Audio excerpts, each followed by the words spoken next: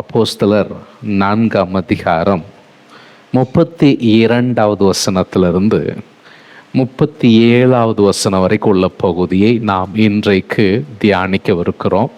அப்போஸ்தலர் 5:32 முதல் 37 வரைக்கும் நாம் வாசிப்போம். விசுவாசிகளாகிய திரளான கூட்டத்தார் ஒரே இருதயமும் ஒரே மனமும் உள்ளவர்களாயிருந்தார்கள். ஒருவனாகிலும் தனக்குள்ளவைகளில் ஒன்றையும் தன்னுடையதென்று சொல்லவில்லை. சகலமும் அவர்களுக்கு பொதுவாயிருந்தது. கர்த்தராகிய இயேசுவின் உயிர்த்தெழுதலை குறித்து அப்போஸ்தலர்கள் மிகுந்த பலமாய் சாட்சி கொடுத்தார்கள். அவர்கள் எல்லார் மேலும் பூரண கிருபை உண்டாயிருந்தது. நிலங்களையும் வீடுகளையும் உடையவர்கள் அவைகளை விற்று விற்கப்பட்டவைகளின் கிரயத்தை கொண்டு வந்து அப்போஸ்தலருடைய பாதத்திலே வைத்தார்கள்.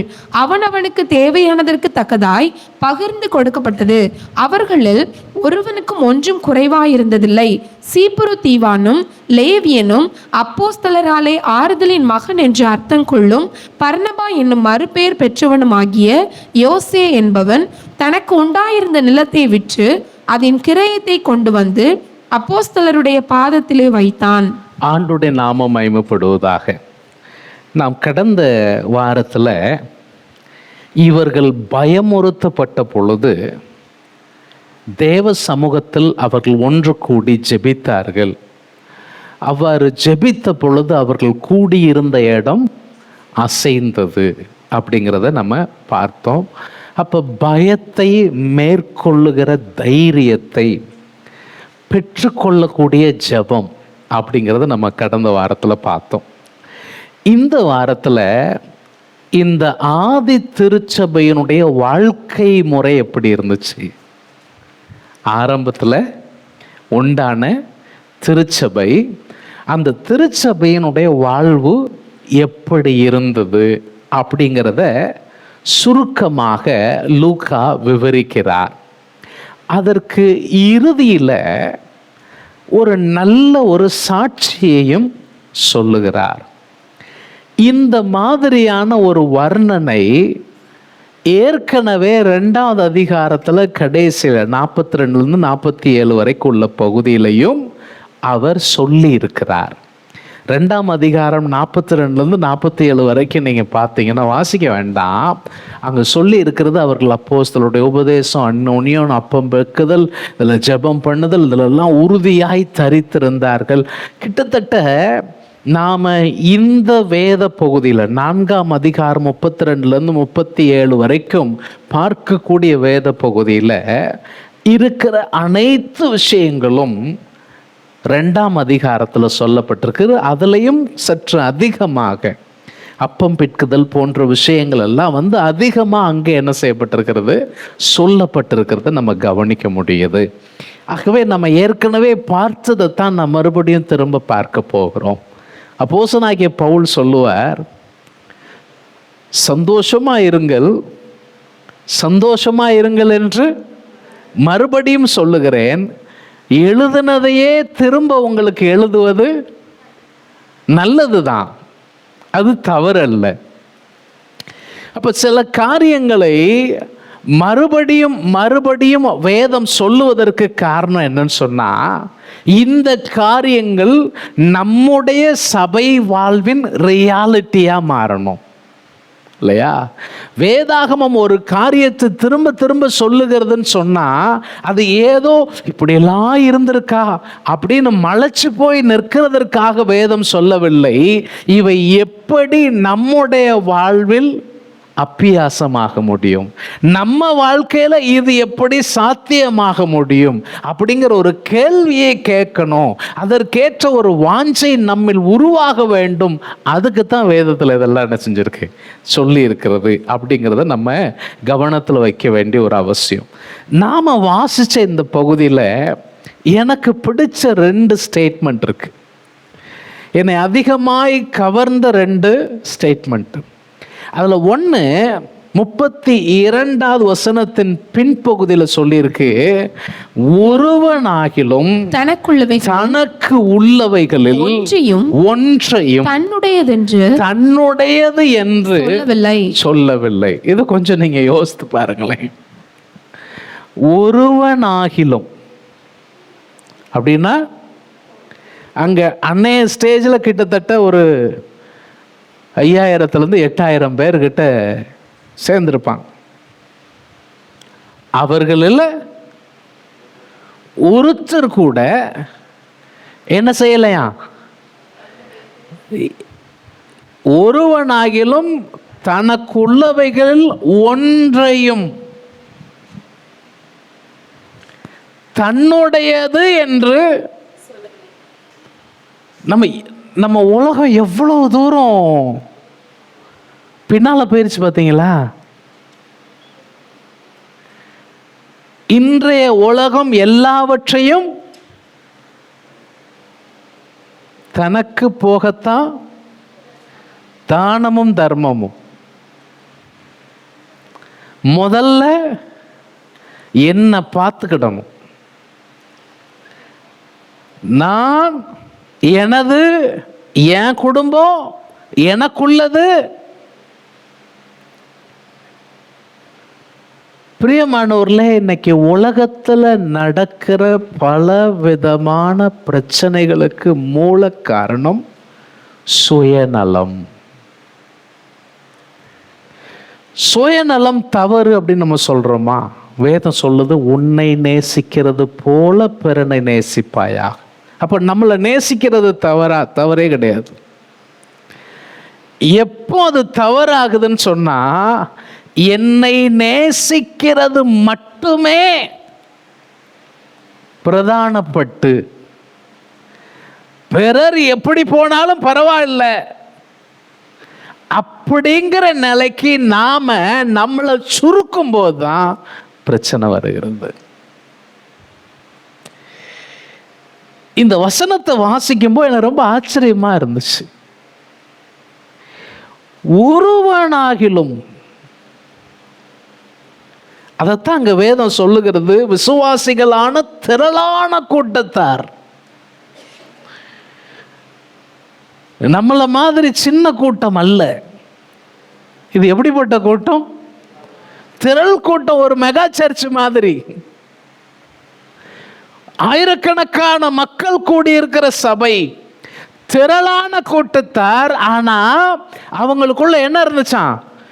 ஒரே இருதயம், ஒரே மனசு.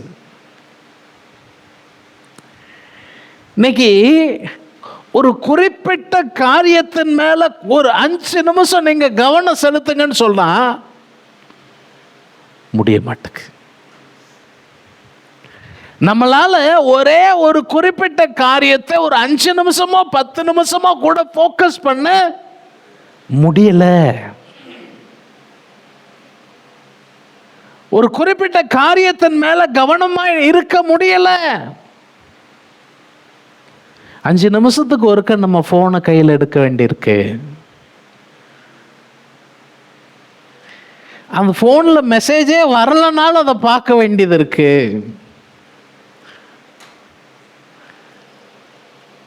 ஏதோ ஒன்று செய்யணும்னு போன் எடுக்கிறோம், வேற எதையோ செஞ்சிடறோம். கடைசியில் எதுக்கு போனை எடுத்தோம்னே மறந்துடுறோம். உங்களுக்கு எப்படியோ, எனக்குள்ளதை சொல்றேன்.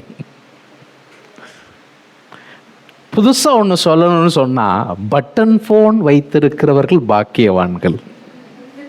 இது புதுமொழி. இது ஒரு நல்ல மொழியும் கூட. ஏன்னா அவங்களுக்கு அந்த டிஸ்ட்ராக்ஷனே கிடையாது. எவன் என்ன சொன்னா என்ன, அந்த அளவுக்கு இன்னைக்கு கால சூழ்நிலைகள் என்ன செஞ்சிருக்கு, மாறி இருக்கு. நான் இன்னைக்கு உள்ள நிலைகள் எல்லாம் யோசித்துக்கிட்டே இந்த வசனத்தை பார்த்தேன். எனக்கு இது ரொம்ப ஆச்சரியமா தெரிஞ்சிச்சு. திரளான கூட்டத்தார். எங்க ஒரு வீட்டுக்குள்ள இருக்கிற 4 பேருக்குள்ளேயே ஒரு மனம் இருக்க மாட்டுக்கு. அம்மா ஒன்று சொன்னா அப்பா வேற ஒன்று சொல்றாரு, அக்கா ஒன்று சொன்னா தம்பி வேற என்னமோ சொல்றான், அக்கா தங்கச்சிக்குள்ள என்ன இருக்க மாட்டுக்கு, ஒற்றுமை இருக்க மாட்டுக்கு. மாமியா மருமகளுக்குள்ள பிரச்சனை இருக்கு. இப்படி நம்ம உலகத்தை பார்க்கறதுக்கே எனக்கு வேதத்துல வாசிக்கிறோம், திரள் கூட்டத்தார் இருந்தாங்களாம். திரள் கூட்டத்தார் ஒரு மனமா இருந்தாங்க, ஒரே இருதயம், ஒரே மனசு. ஒருத்தனும் தனக்கு உள்ளவைகளில் ஒன்றையும் இது எனக்கு, மை ப்ராப்பர்ட்டி, மைன் அப்படின்னு என்ன செய்யலையா, உரிமை பாராட்டவில்லை. அதில் எனக்கு பிடிச்ச இன்னொரு ஸ்டேட்மெண்ட்டு பின்னால வருது. 35வது வசனத்தின் கடைசி ஸ்டேட்மெண்ட், அவர்களில் ஒருவனுக்கும் ஒன்றும் குறைவா இருந்ததில்லை. இதை யோசிச்சு பாருங்க. அதாவது முதல்ல நம்ம சொன்னோம், அவங்கள யாரும் ஒன்றையும் தன்னுடையதுன்னு என்ன செய்யல, உரிமை பாராட்டல. இங்க வாசிக்கிறோம், அவர்கள் ஒருவனுக்கும் ஒன்றும் குறைவா இருந்ததில்லை. நிறைய நேரம் நாம நமக்கு நமக்கு நமக்குன்னு சுயநலமா நிற்கிறது எதுக்காக? குறைவு பற்றக்கூடாதுங்கிறதுக்காக தான். குறைவு நமக்கு வந்துடக்கூடாது அப்படிங்கிறதுக்காக தான். ஆனா வேதம் எங்கே சொல்லுகிறது, ஒரு ஐக்கியத்தில் இந்த ஒரே மனமும் ஒரே இருதயம் உடைய ஒரு ஐக்கியத்தில் பிறர் நலம் சார்ந்த விஷயங்களை முன்னெடுத்து போகும் பொழுது அந்த ஐக்கியத்தில் உள்ள ஒருவருக்கும் எந்த குறையும் இருக்காது. ஒருவனுக்காகிலும் ஒன்றும் குறைவாய் இருந்ததில்லை. இது பரலோக வாழ்வு. ஜெபத்தில் ஆண்டவர் சொல்லி கொடுத்தாரு பாருங்க, பரமண்டலங்களில் இருக்கிற எங்கள் பிதாவே, உம்முடைய நாமம் பரிசுத்தப்படுவதாக, உம்முடைய ராஜ்யம் வருவதாக, உம்முடைய சித்தம் பரலோகத்தில் செய்யப்படுவது போல பூமியிலும் செய்யப்படுவ. பரலோகத்தில் செய்யப்படுகிற சித்தம் பூமியில செய்யப்படுகிறதுனுடைய ஒரு அடையாளம் தான் இந்த வசனம். நாம நம்முடைய ஐக்கியத்தில் இதை செயல்படுத்துகிறோமா? இன்னைக்கு நாம எந்த அளவிற்கு சுயநலம் சார்ந்த காரியத்திலேயே நின்று கொண்டிருக்கிறோமா? இல்லை என்றால் இந்த ஐக்கியத்தில் இணைந்து கர்த்தரை மகிமைப்படுத்துகிறோமா? இந்த ஒரு கேள்வியை நம்ம உள்ளத்தின் ஆழத்திலிருந்து கேட்கணும். சரி, நீங்கள் இதை யோசித்துட்டு இருக்கிற அதே நேரத்தில் அந்த ஒரே மனம் ஒரே இருதயம், பொதுவாக இந்த வார்த்தை ஒரே இருதயம் ஒரே மனம், இந்த வார்த்தை பொதுவாக எங்கே அதிகமாக சொல்லியிருக்குன்னா, கர்த்தருக்கு ஆராதனை செய்கிறத சொல்லும்போது அப்படி சொல்லியிருப்பாங்க. சில வசனங்களை நாம் வாசிக்கலாம், நீங்கள் புரிஞ்சுக்கிடுவீங்க. உபாகமத்தின் புஸ்தகம் 6ஆம் அதிகாரம் 5வது வசனம். நீ உன் தேவனாகிய கர்த்தரிடத்தில் உன் முழு இருதயத்தோடும் உன் முழு ஆத்மாவோடும், முழு இருதயம் முழு ஆத்மா உன் முழு பலத்தோடு அன்பு கூறுவாயாக. இப்போ முதல்ல சொல்லியிருக்கிறது இருதயம், ரெண்டாவது ஆத்துமா. ஆத்துமா என்பதை சிலர் மனம் என்றும் சொல்லுகிறார்கள். இருதயத்தையும் நம்ம மனம் உணர்ச்சிக்கு ஒப்பிட்டு சொல்ல முடியும். உன் முழு இருதயத்தோடும் உன் முழு ஆத்மாவோடும் உன் முழு பலத்தோடும் அன்பு கூறுவாய்னா என்ன அர்த்தம்னு கேட்டா, நீ முழுமையா உன் தேவனாகிய கர்த்தரிடத்தில் அன்பு கூறுவாயாக. அறகுறையா வேண்டாம். அதைத்தான் இங்க அவரு நான் ஒரு பாதி நான் ஆண்டவருக்குள்ள, இன்னொரு பாதி என் இஷ்டத்துக்கு, அப்படி கிடையாது. அதான் இயேசு சொல்லுவாரு, ஒருவன் என்னிடத்தில் வந்துவிட்டு தன் சிலுவையை எடுத்துக்கொண்டு என்னை பின்பற்றாதவன் எனக்கு சீஷனா இருக்க முடியாது. நீங்க ஆண்டோட்டு வந்துட்டீங்கன்னா ஹாஃப் மெஷர்ஸ் செல்லாது. அரைகுறை முயற்சி செல்லத்தக்கதல்ல. சில நேரத்தில் டிக்கெட்டுகளில் போட்டிருப்பாங்க, மாற்றப்படத்தக்கதல்ல, மாற்றத்தக்கதல்ல. இதை இன்னொருத்தருக்கு டிரான்ஸ்ஃபர் பண்ண முடியாது. கிறிஸ்துவிடத்தில் நீங்கள் அன்பு வைக்கிறீங்கன்னு சொன்னால் அந்த அன்பை நீங்கள் வேறு பக்கம் டிரான்ஸ்ஃபர் பண்ண முடியாது. அதாவது நான் அன்புனா என்ன சொல்கிறேன், அந்த முதல் முக்கியத்துவம், அந்த முதல் முக்கியத்துவத்தை நீங்கள் ஆண்டவரை விட்டுட்டு வேறு பக்கம் கொண்டு போக முடியாது. அதைத்தான் அவர் சொல்கிறார். நீ உன் தேவனாகிய கர்த்தரிடத்தில் முழு இருதயம், முழு ஆத்துமா, முழு பலத்தோடு நீ அன்பு கூறுவாய் என்று சொன்னால் உன்னால ஒரு மனமா ஒற்றுமையா இருக்க முடியும். அப்போ ஒரு மனத்திற்கான துவக்க புள்ளி எங்க இருக்கு? அவர் மேல நாம வைக்கிற அன்பு. அதுல நாம முழுமையா நம்மளை ஒப்பு கொடுக்கும் பொழுது நமக்கு ஒரு மனத்துக்கு ஒற்றுமைக்கு என்ன இருக்காது? குறைவு இருக்காது. இன்னொரு வசனத்தை பாருங்க.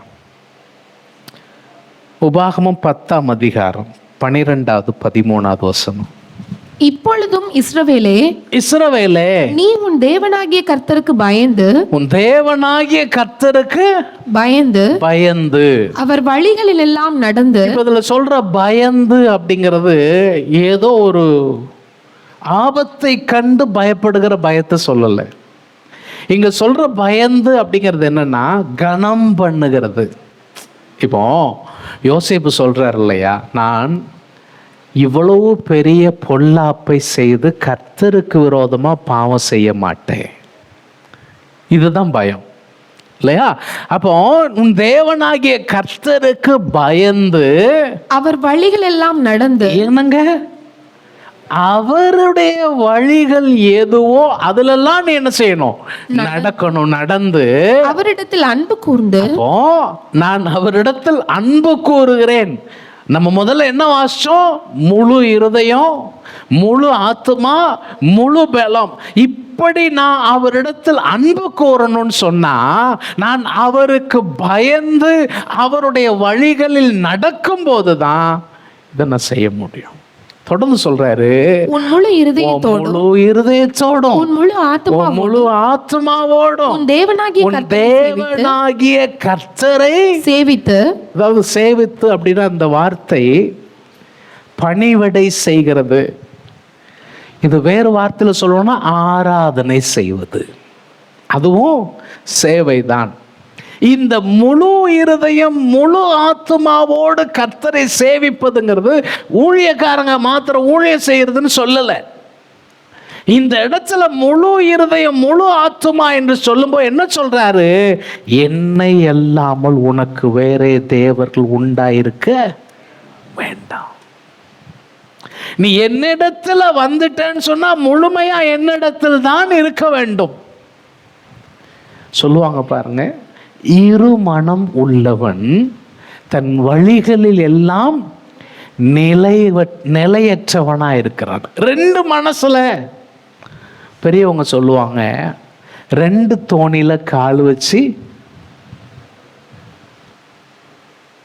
போக. ஏன்? அது அப்படித்தான்.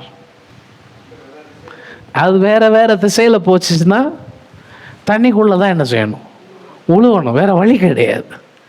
அப்ப கர்த்தர் இதைத்தான் நம்ம இடத்துல எதிர்பார்க்கிறார். உன் முழு இருதயம், உன் முழு ஆத்துமா, இதை வச்சு உன் தேவனாகிய கர்த்தரை நீ சேவித்து.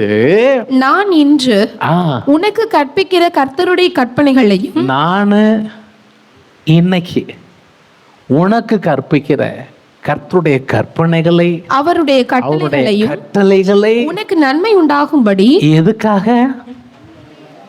எதுக்காக கை கொள்ளணுமா? உனக்கு நன்மை உண்டாக, இல்லையா? உனக்கு நன்மை உண்டாகும்படி கை கொள்ள வேண்டும் என்பதை அல்லாமல் வேற எதை உன் தேவனாகிய கர்த்தர் உன்னிடத்தில் கேட்கிறார். என்னதை கேட்காரு? நீ லட்சமா கொண்டு வந்து கூடு, நீ நிறைய ஆடு மாடை கொண்டு வந்து கூடு, நீ அதை செய் இதை செய், அதெல்லாம் கிடையாது. இப்போ காணிக்கை அப்படிங்கிறதெல்லாம் வம்படியா பிடிச்சு இழுத்து கேட்கிற விஷயமே கிடையாது. அது அவன் மன உற்சாகத்தின்படியே கொடுக்க கடவுள். அப்படிதான். விசனமாயும் அல்ல, கட்டாயமாயும் அல்ல, உற்சாகமாய் கொடுக்கிறவனிடத்துல கர்த்தர் பிரியமா இருக்கிறார். ஆனா அதற்காக ஒரு கட்டளையை போட்டு நீ இப்படித்தான் இதை செய்துதான் ஆக வேண்டும் அப்படின்னு ஆண்டவர் அதை சொல்லல. ஆனா எதை அவர் சொல்றாருன்னா இதை சொல்றாரு. இதை என்ன சொல்றாரு? நீ அவர் வழியிலெல்லாம் நட, அவர் கட்டளைகள் எல்லாம் நட, இதனால உனக்கு நன்மை உண்டாகும். நாம ஏன் பரிசுத்தத்தை பேசுறோம்? நாம ஏன் நல்வாழ்வை பேசுறோம்? நாம ஏன் தேவனுக்கு உகந்த வழியில நடக்கணுங்கிறத பேசுறோம்? எனக்கு நன்மை உண்டாகும்படி. அதுல யாருக்கு லாபம்? நமக்கு லாபம். அதைத்தான் அவர் என்ன செய்றார் சொல்றார். ஆனா இந்த ஜனங்கள் ஆண்டவர் வாக்கு பண்ணினபடியே, ஆண்டவர் எச்சரித்தது போலவே இவங்க தவறா போயிட்டாங்க. இப்போ இவங்க தவறா போகிற காலகட்டத்தில் சாமுவேல் தீர்க்கதரிசனம் 1 சாமுவேல், நம்ம இதுக்குள்ளெல்லாம் போனால் நிறைய நேரம் ஆகும். நான் ஜஸ்ட் அந்த வசனத்தை மாத்திரம் சொல்லிட்டு நான் அடுத்த பகுதிக்கு போக விரும்புகிறேன். 1 சாமுவேல் 12ஆம் அதிகாரம். இப்போ கான்டெக்ஸ்ட் என்னன்னு கேட்டிங்கன்னா, சாமுவேல் இடத்துல ஜனங்கள் கேட்குறாங்க, மற்ற ஊர்களில் இருக்கிற மாதிரி எங்களுக்கும் ஒரு அரசன் வேணும்னு கேட்குறாங்க. அது சாமுவேலுக்கும் பிடிக்கலை, ஆண்டவருக்கும் பிடிக்கலை. ஆனால் சாமுவேல்கிட்ட ஆண்டவர் சொன்னார், எப்போ அவங்க உன்னைய தள்ளலை, நீ உன்னைய புறக்கணிச்சிட்டாங்க நீ நினச்சிட்டு இருக்கியோ, அது இல்லை. அவங்க என்னத்தான், நான் அவர்களை ஆளாதபடிக்கு என்னை புறக்கணித்தார்கள். ஒரு ஊழியக்காரனை புறக்கணிக்கிறது என்பதை, ஊழியக்காரன் இந்த மக்கள் என்னை புறக்கணித்து விட்டார்களே அப்படின்னு நினைக்க வேண்டியதில்லை. யாரை புறக்கணித்து தான் நினைச்சுக்கலாம்.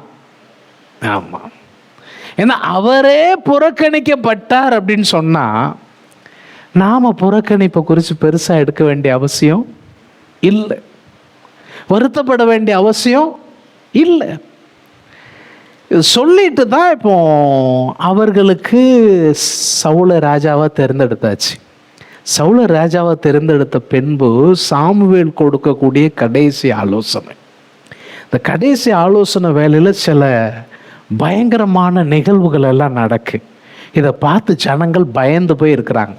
இந்த இடத்துல தான் அவர் இந்த வசனத்தை சொல்றார். அந்த 12ஆம் அதிகாரம் 20வது வசனத்தை பாருங்க. அப்பொழுது சாமுவேல் ஜனங்களை நோக்கி, ஜனங்களை பார்த்து சொல்றாரு, பயப்படாதேயுங்கள். என்ன செய்யாதீங்க, பயப்படாதீங்க. இப்போ நீங்க பயந்து போய் இருக்கிறீங்க, ஆனா என்ன செய்ய வேண்டாம், பயப்பட வேண்டாம். நீங்கள் இந்த பொல்லாப்பை எல்லாம் நீங்க தான் செஞ்சீங்க, நீங்க பொல்லாப்பு பண்ணிட்டீங்க. ஆகிலும் கர்த்தரை விட்டு பின்வாங்காம என்ன செய்யாதீங்க, அவரை விட்டு என்ன செஞ்சிடாதீங்க. இப்போ பொல்லாப்பு பண்ணிட்டீங்க, இப்போ பண்ணிட்டோமே, சாக்கடையில் விழுந்துட்டோமே, சாக்கடையில கடந்துடலாமா, வேண்டாம், எந்திரிச்சிருங்க. எந்திரிச்சு உங்களை கழுவி சுத்திகரிச்சு இனி என்ன செய்யாதீங்க. ஆகிலும் கர்த்தரை விட்டு பின்வாங்காமல் எப்படி செய்யுங்க, உங்கள் முழு இருதயத்தோடு சேவியுங்கள். நீங்கள் அதில் உள்ள வசனங்கள்லாம் நீங்கள் தொடர்ந்து நீங்கள் வீட்டில் போய் வாசிங்க. ஆனால் இங்கே 24வது வசனத்தை நம்ம வாசிப்போம். நீங்கள் எப்படியும் இந்த வார்த்தையை கொஞ்சம் உங்க மனசுல கொண்டு போங்களேன்.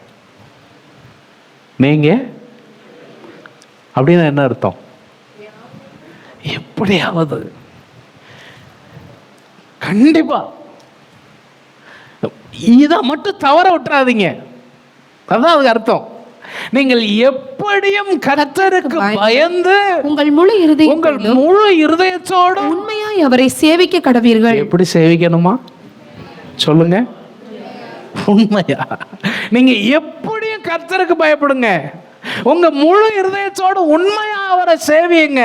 அவர் உங்களிடத்தில், ஏன்னா அவர் உங்களிடத்தில் எவ்வளவு மகிமையான காரியங்களை செய்தார் என்று சிந்தித்து பாருங்க. நான் உங்களுக்கு ஒரு சத்தியத்தை சொல்லி கொடுக்கணும்.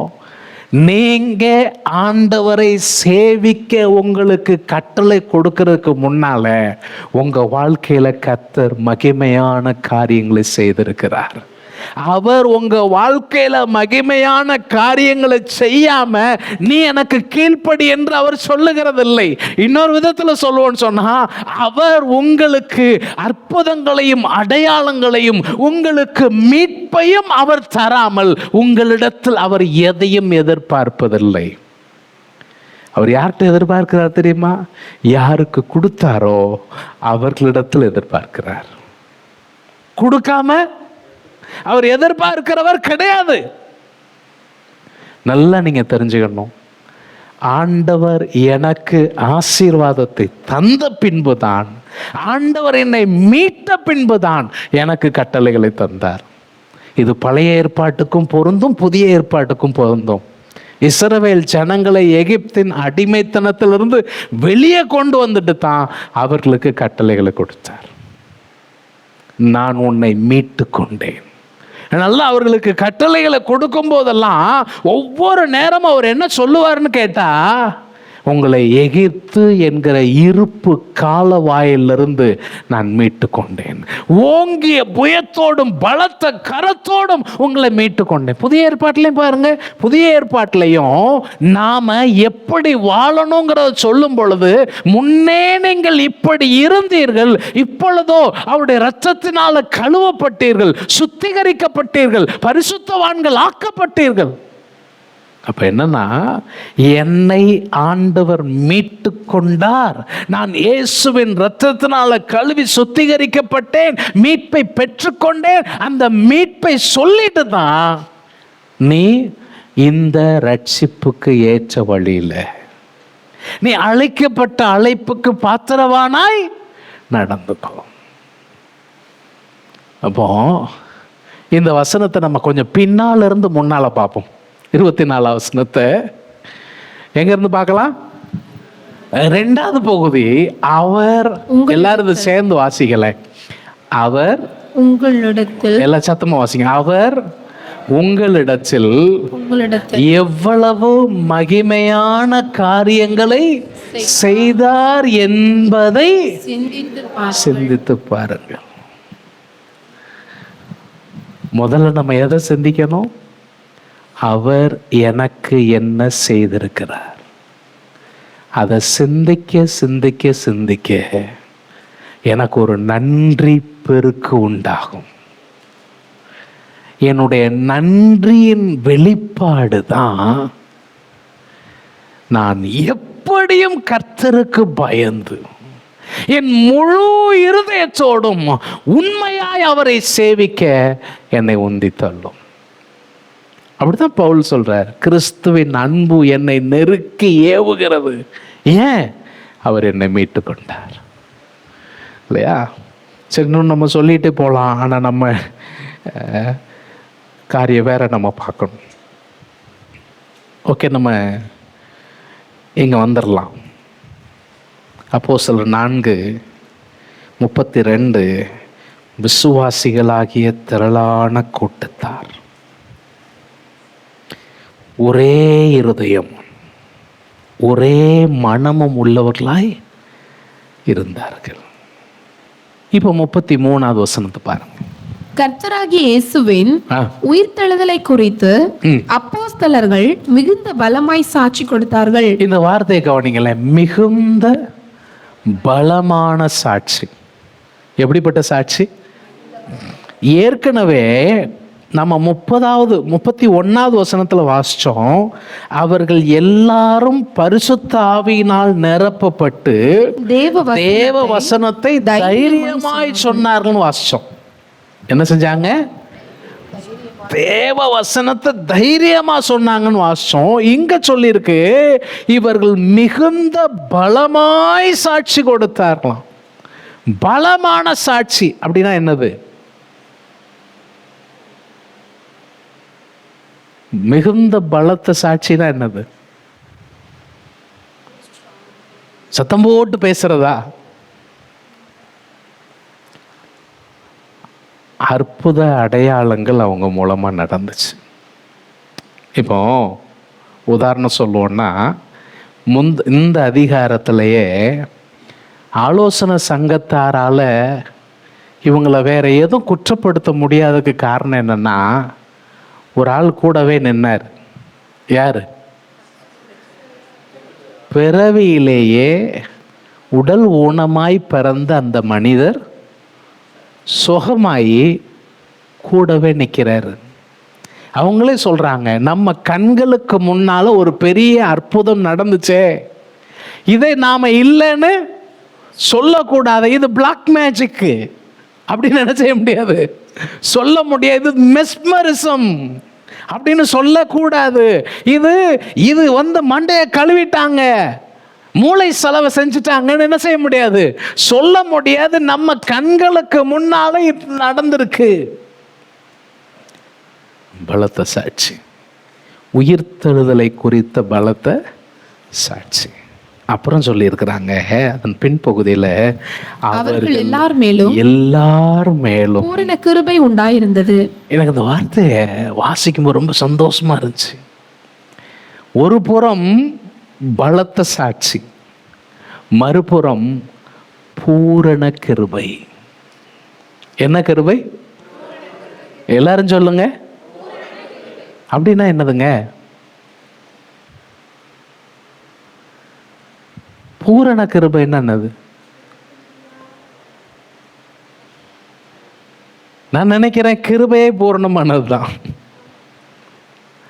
கிருபைங்கிறது கடவுள் நம்ம மேல வைக்கிற அன்பு, அவருடைய இரக்கம், அவருடைய கனிவு. தகுதி இல்லாத நம்ம மேல அவர் ஊற்றி இருக்கிற அளவில்லாத அன்பு, அதுக்கு பேர் தான் கிருபை. ஆனா இந்த கிருபை எல்லார் மேல எப்படி இருந்துச்சா? நம்புறீங்களா?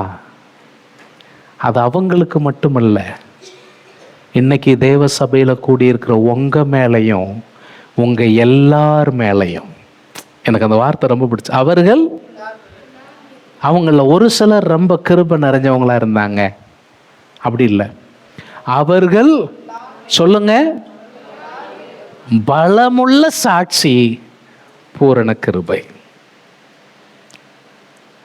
இதுதான் சபையின் வாழ்வு. என்ன சாட்சி? பலத்த சாட்சி, மிகுந்த பலமான சாட்சி. எல்லார் மேல என்ன கிருபை? பூரண கிருபை. இதை நீங்க உங்க வாழ்க்கையில உள்வாங்கணும். இதை நீங்க அன்றாடம் அனுபவிக்க வேண்டும். இந்த சபை அப்படிப்பட்ட பலத்த சாட்சியாய் இந்த இடத்துல இருக்கும்படி அழைக்கப்பட்டிருக்கிறது. இந்த சபையின் விசுவாசிகள் அப்படிப்பட்ட பூரண கிருபை உடையவர்களாய் இருக்க வேண்டும் என்று அழைக்கப்பட்டிருக்கிறார்கள். அவங்க எல்லார் மேலையும் பூரணமான கிருபை இருந்தது. இப்போ இந்த 2 வார்த்தைகள், பலத்த சாட்சி, பூரண கிருபை, நம்ம இந்த 4ஆம் அதிகாரத்திலேயே இவங்கள பயமுறுத்துறதுக்கு தான் கொண்டு போய் ஜெயிலில் வச்சாங்க. பயமுறுத்துதல். இப்போ இந்த பயமுறுத்துதல், பயம் அப்படிங்கிற விஷயம் ஊழியர்களுக்கு மாத்திரம் அல்ல, விசுவாசிகளுக்கும் என்ன செய்யுது? பல விஷயங்கள் நம்மளை பயமுறுத்துது, நமக்கு சோர்வை உண்டாக்குகிறது, நமக்கு கலக்கத்தை ஏற்படுத்துகிறது, கவலைப்படுகிறோம் இல்லையா? ஆனால் இந்த அதிகாரம் முழுவதில் நீங்கள் வாசித்து பார்த்தீங்கன்னா 4:8 ஆவியின் நிறைவை பெற்றவர்கள் வசனத்தை தைரியமாக பேசினாங்கன்னு சொல்லியிருக்கு. 4:13 அவர்கள் பேசுகிற தைரியத்தை பார்த்து ஆச்சரியப்பட்டார்கள் அப்படின்னு சொல்லியிருக்கு. 4:29 31 வரைக்கும் அதை நம்ம வாசித்தோம். அவர்கள் தேவனுடைய வசனத்தை தைரியமாய் பேசினார்கள் சொல்லியிருக்கு. இப்போ இந்த வல்லமையும் கிருபையும் இந்த ரெண்டையும் ஒரு வசனத்தில் நம்ம பார்க்க முடியும். இதே புஸ்தகம் 6வது அதிகாரம் 8வது வசனம். ஸ்தேவானை குறித்து சொல்றாங்க. ஸ்தேவான் விசுவாசத்தினாலும் வல்லமையினாலும் நிறைந்தவனாய் ஜனங்களுக்குள்ளே என்ன செஞ்சானா? பெரிய அற்புதங்களையும் அடையாளங்களையும் செய்தான். இவன் அப்போஸ்தலன் கிடையாது. சபையால் தேர்ந்தெடுக்கப்பட்ட, அதாவது பந்தி விசாரிப்புக்காக தேர்ந்தெடுக்கப்பட்ட ஒரு தலைவன், ஒரு சீஷன், அவ்வளவுதான். ஆனா இந்த சீஷனுக்கு ஆண்டவர் தந்திருக்கிற அந்த மகிமையின் நிறைவை பாருங்க. அவன் விசுவாசத்தினால் வல்லமையினால் நிறைந்தவனாய். இன்னைக்கு நம்ம சபை விசுவாச பிள்ளைகள் வாழ்க்கையில் மூலமாய் இது நடக்கணும்னு நான் வாஞ்சிக்கிறேன், கர்த்தர் வாஞ்சிக்கிறார். உங்க வாழ்வின் மூலமாய் ஜனங்களுக்குள்ளே அடையாளங்கள் அற்புதங்கள் நடக்கணும். ஜனங்கள் இயேசுவை சொந்த இரட்சகராக ஏற்றுக்கொள்ள வேண்டும். இந்த இடத்துல விசுவாசத்தினாலும் அப்படின்னு நமக்கு தமிழில் மொழியாக்கம் பண்ணியிருக்கிறாங்க. ஆக்சுவலாக அதில் கிருபையினாலும் அப்படிங்கிற வார்த்தை தான் வருகிறது. அப்போ அவன் கிருபையினாலும் வல்லமையினாலும் இருந்தவன். பொதுவாகவே இந்த கிருபை அப்படிங்கிற வார்த்தைக்கு பல அர்த்தம் இருக்குது. அதில் ஒரு அர்த்தம் எனேபிள்மெண்ட் அப்படின்னு சொல்லுவாங்க. அதாவது ஒரு காரியத்தை செய்வதற்கு தேவையான திறமையை, தகுதியை, பலத்தை தருவது தான் என்னது? கிருபை. சரி, அப்போ ஆவியின் நிறைவு நம்ம வாசிக்கிறோம் பார்த்தீங்களா? அந்த நம்ம வசனம் திரும்ப வந்துடுவோம். இங்க முதல்ல சொன்னோம், திரளான கூட்டத்தார் ஒரே இருதயமா இருந்தாங்க, ஒரே மனசா இருந்தாங்க. 33வது வசனத்தில் வாசிக்கிறோம், பலத்த சாட்சி கொடுத்தாங்க, பூரண கிருபை உண்டாயிருச்சு. இதெல்லாம் எப்படி நடக்கு தெரியுமா? ஆவியானவருடைய நிறைவு. இது சொல்லிட்டு தான் 34வது வசனத்துல சொல்றாங்க, வாசிங்க.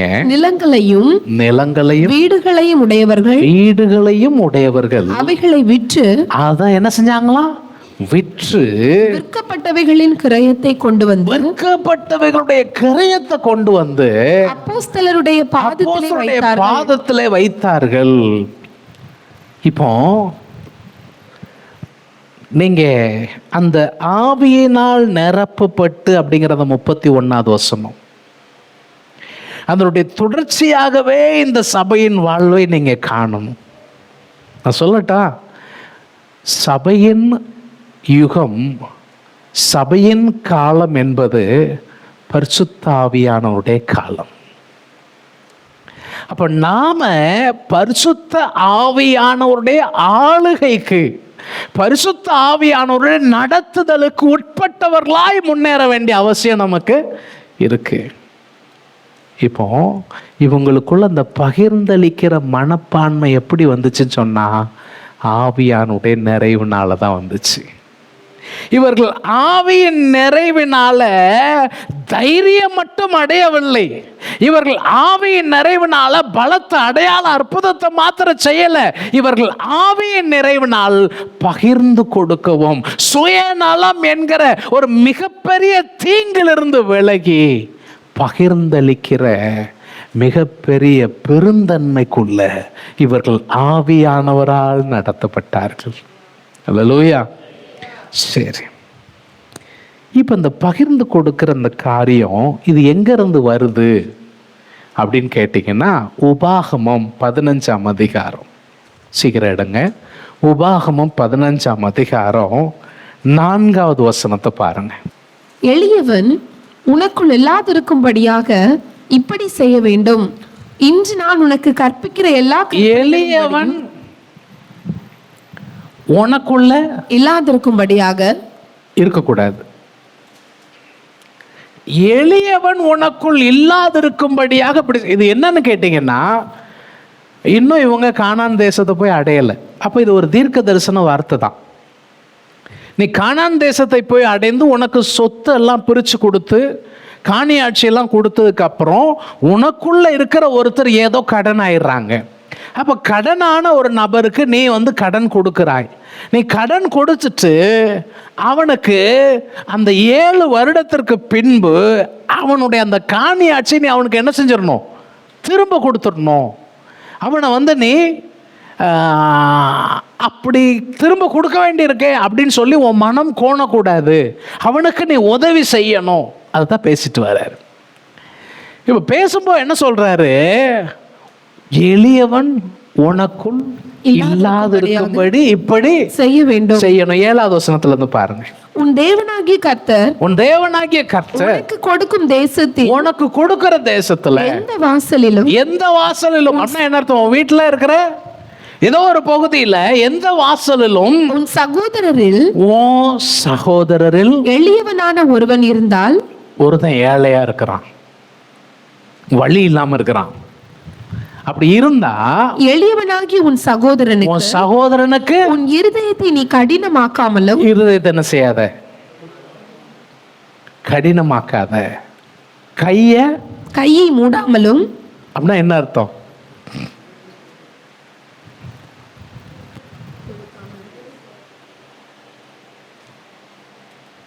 கையை மூடிட்டா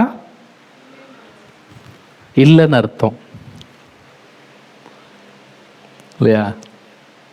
சில பிள்ளைகள் பார்த்தீங்கன்னா பிறந்து சில மாதங்கள் தான் ஆயிருக்கும், சில நாட்கள் கூட ஆயிருக்கும். சில பிள்ளைகள் கையை இறுக்கி பிடிச்சுக்கிடும். ரூபாய் எதுவும் வச்சா அது அப்படியே அவங்க கையில் 5 நிமிஷம் 10 நிமிஷம் கூட என்ன செய்யும் இருக்கும். பரவாயில்லையே, இந்த பிள்ளை பாதுகாப்பாக வச்சுக்கிடும் போல அப்படிலாம் சொல்லுவாங்க. ஆனால் கையை மூடுறதுன்னா என்ன அர்த்தம்? என்னால் உனக்கு கொடுக்க முடியாது. உன் இருதயத்தை கடினமாக்காத, உன் கையை மூடாமலும், கையை மூடாத, அவனுக்கு உன் கையை தாராளமாய் திறந்து என்ன செய்யணும்? 8வது வசனம், தாராளமா உன் கையை என்ன செய்யணும்? திறந்து அவனுடைய அவசரத்தின் நிமித்தம். என்னது நிமித்தம்? அவசரத்தின் நிமித்தம். அவசரத்து நிமித்தம் அவனுக்கு தேவையானதை கொடுப்பாயாக. நீ என்ன செய்? குடு. கொடுத்தா வருமா வராதா? கொடுக்கலாமா? இப்படிலாம் என்ன செய்யாத, யோசிக்காத, கொடுப்பாயாக. அதுக்காக நீங்க வட்டிக்கு வாங்கி கொடுங்கன்னு நான் சொல்லலை. விடுதலை வருஷமாகிய அது ரொம்ப தப்பு. உங்கள்கிட்ட இருக்கிறதுல இருந்து கொடுக்கணும். இன்னொருத்தரத்தை வாங்கி என்ன செய்யக்கூடாது. அவருக்காக நான் போய் ஜவாப்தாரியாக கையெழுத்து போட்டுட்டு உங்களுக்கு நான் வட்டிக்கு வாங்கி கொடுக்குறேன்னு சொன்னால் அவர் போயிட்டாருன்னா நீங்கள் தான் கட்டணும். பிணைக்கு போக வேண்டியதில்லை. உங்கள்கிட்ட இருக்கிறதுல இருந்து நீங்கள் என்ன செய்யணும்? உதவி செய்யணும்.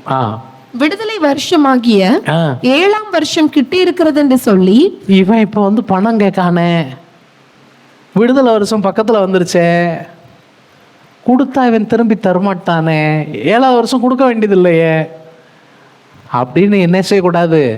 உன் இருதயத்துல பொல்லாத நினைவு, என் பணத்தை கொடுக்குறேன், அது எனக்கு ரிட்டர்ன் வரணும்னு நினைக்கிறது நல்லது தானே. இவர் சொல்றாரு இது பொல்லாத நினைவு. என்ன அர்த்தம் தெரியுமா?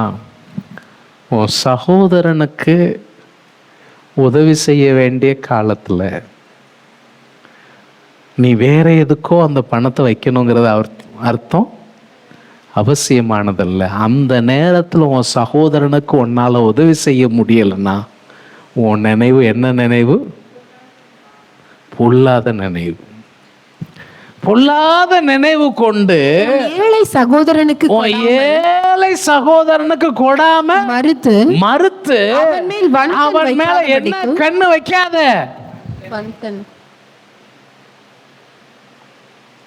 கண் வைக்காத படிக்கு அவன் உன்னை குறித்து, அப்புறம் அவன் என்ன செய்வானா? உன்னை குறித்து உன்னை போய் ஆண்டவர்கிட்ட கம்ப்ளைண்ட் பண்ணுவானா? ஆண்டவரே, இவன்கிட்ட இருக்குது எனக்கு தெரியும், தெரிஞ்சுதான் நான் போய் கேட்டேன், ஆனா இவன் என்ன செய்ய மாட்டேன்ட்டான், தர மாட்டேன்ட்டான். ஆண்டவரே, இந்த சின்ன பிள்ளைகள் சண்டை போடுற மாதிரி ஒன்று கிடைக்கலன்னா அம்மாட்ட போய் அம்மா இவன் எனக்கு தரமாட்டேக்கான மாதிரி இவன் போய் என்ன செய்வான்? கர்த்தரை நோக்கி அபயமிடாதபடிக்கு எச்சரிக்கையாயிரு. அப்படி செய்வாயானால் செஞ்சனா அது உனக்கு பாவமா இருக்கும். அது உனக்கு என்னவா இருக்கும்? பாவமா இருக்கும். அடுத்த வசனத்தை பாரு. அவனுக்கு தாராளமாய் கொடுப்பாயாக. என்ன செய்? தாராளமா கொடு. அவனுக்கு கொடுக்கும்போது உன் இருதயம் விசனப்படாதிருப்பதாக. ஐயோ, நம்ம கையில இருந்து காசு போகுதே. இது இருந்திருந்தா ஒரு நேரம் தலப்பாக்கட்டி பிரியாணி சாப்பிட்டுருக்கலாமே,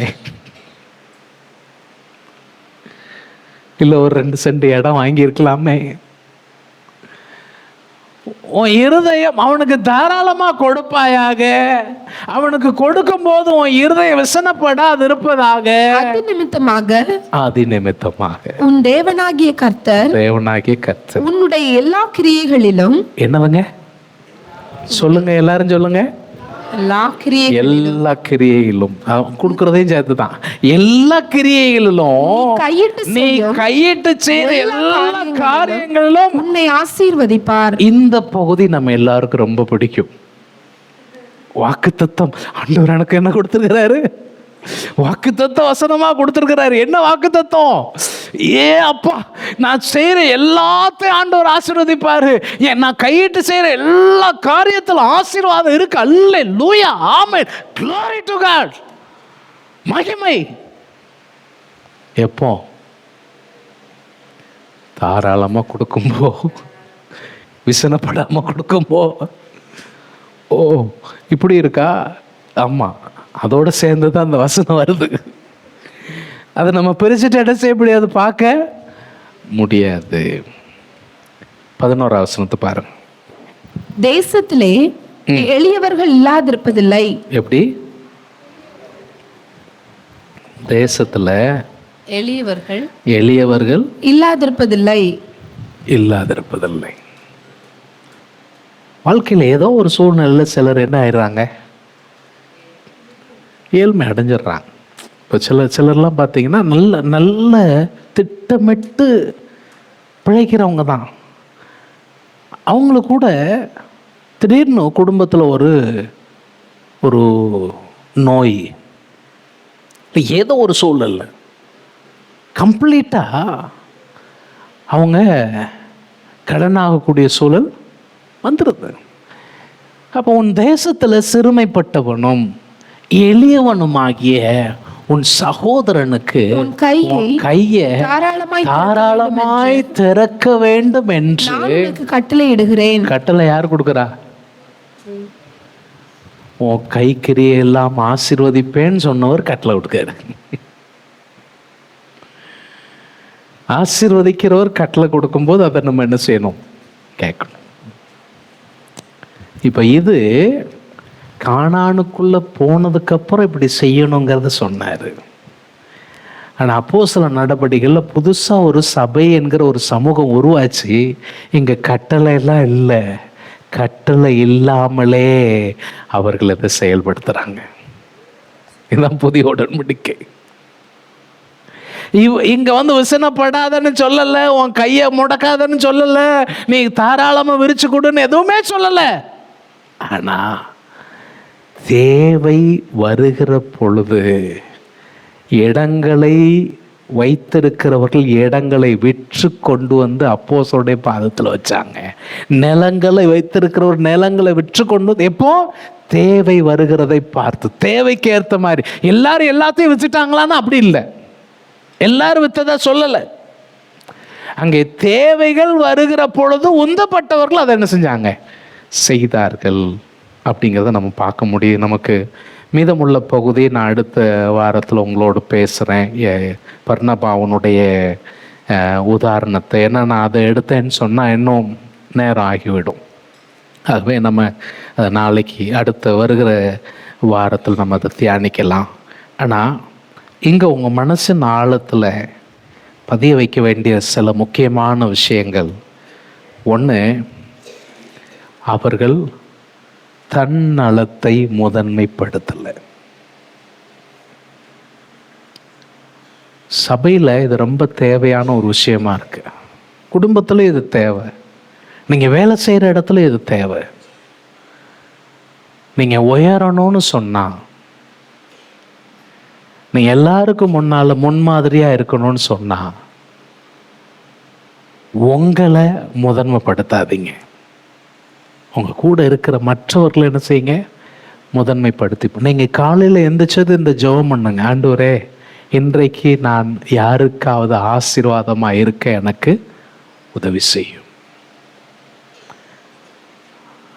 அவர் உதவி செய்வார், அது உங்களுக்கு ரொம்ப நிறைவை தரும். சுயநலம் நல்லது கிடையாது, தாராளமாக இருங்க.